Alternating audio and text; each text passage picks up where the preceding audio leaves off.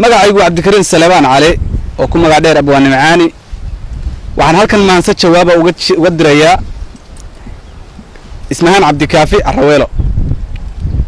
waxayna leedahay sida tan inay yahay muftaaxaaga milgaha iyo sharaftaada midab samida quruxdaada aad muraayad moodayso mudashiya hanaankaaga haday mani ungoynayso anna waan hayaa maale mirse gunida iga qaado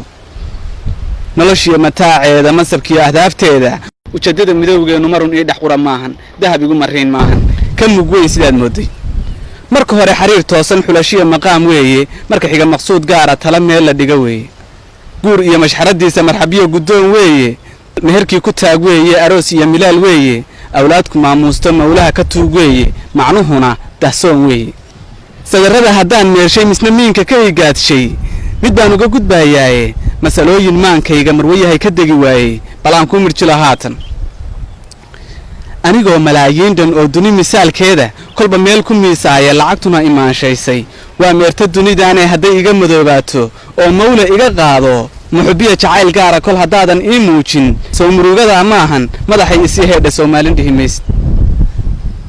haddii ay maqaadiirtu midigtayda saamayso oon gaba muraadkayga muxubiya jacayl gaara kol haddaadan ii muujin garab maalin iyo leylay ilamadan maagteene maxaan kaaga bixin geela waxba yaanan meermeerin hadallada muhiimka ah manida anaa dhiibi anoon miisin dahabkaaga madaxaaga ku buuxin kol haddaad maqsuudayso haddaan min yara keeno mid inaadan oranaynin masayr igu dagaalaynin madashaas ka mari dhaarta